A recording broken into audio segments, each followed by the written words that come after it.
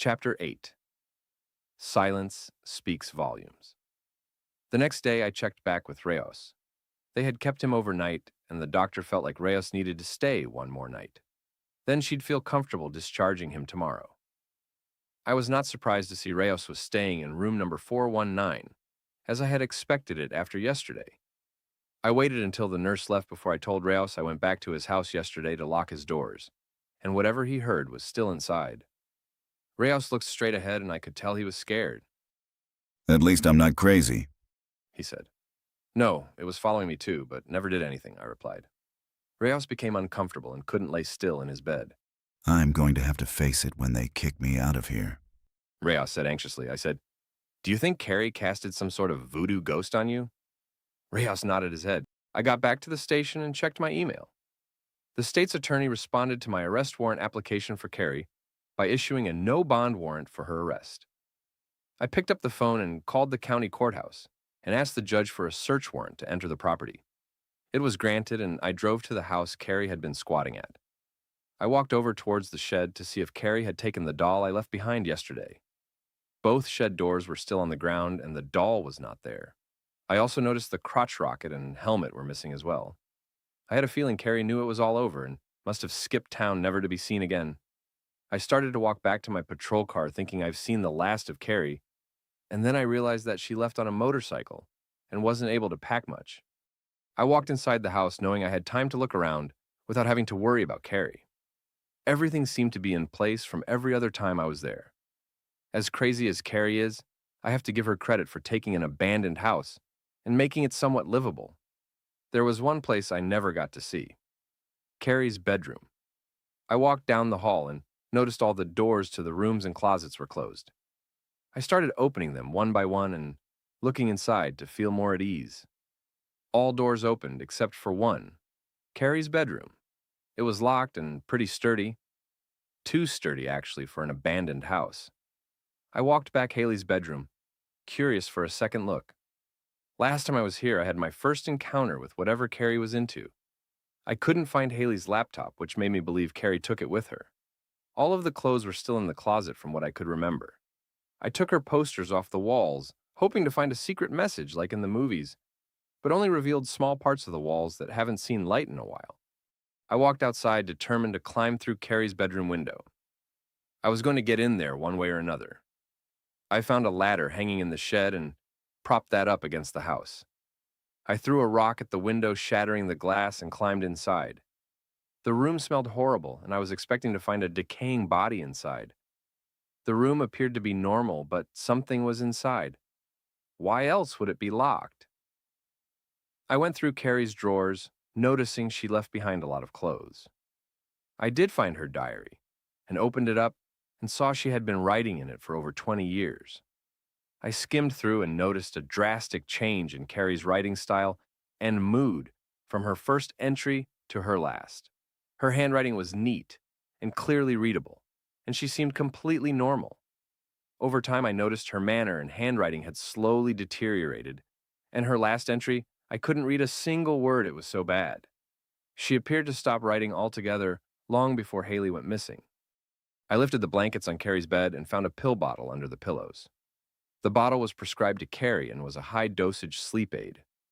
I looked through her drawers and found more and more empty pill bottles. I went through Carrie's closet and found a box. It contained a bunch of pictures of her and Haley from years ago. Carrie looked so different, so normal back then. I even found a couple pictures that were cut up that I could only assume Rios was cut out from. I went back to Carrie's nightstand and found a pill bottle that wasn't empty. I took it with plans to call her doctor later. I unlocked the bedroom door and walked out into the hall. I had remembered last time I was in the kitchen, I had heard scratches coming from the refrigerator. I opened the refrigerator door and looked inside. It was completely empty. I looked around the kitchen and noticed there wasn't any food anywhere. I walked around the kitchen area and found nothing out of place until I took a second look at the refrigerator. The refrigerator itself wasn't out of place. It's what it was covering, a door.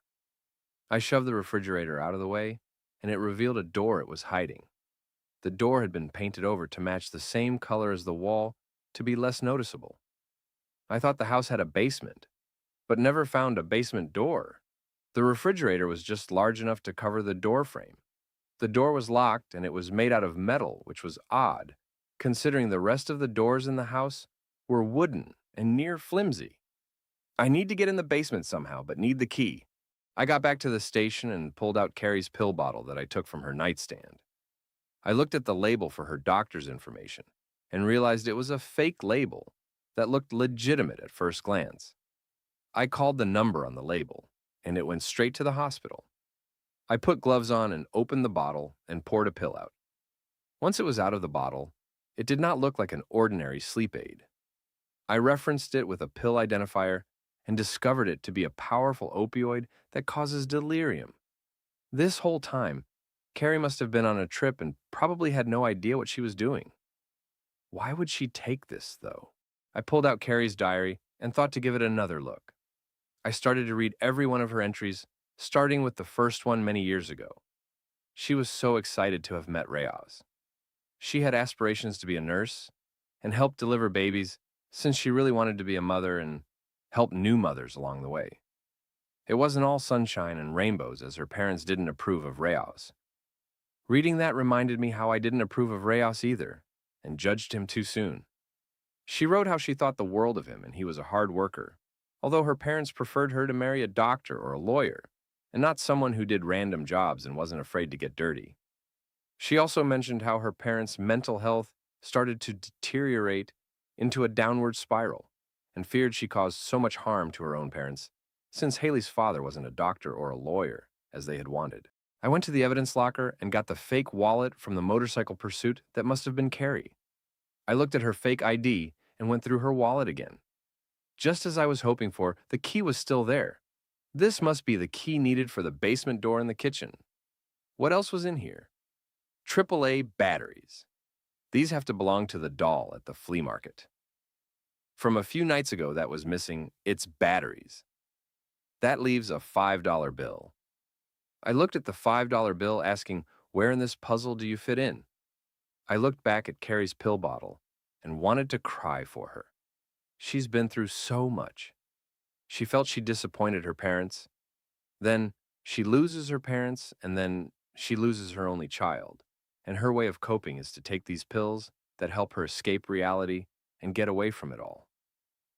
I need to find you, Carrie. I know this is not your fault. I have it all figured out now.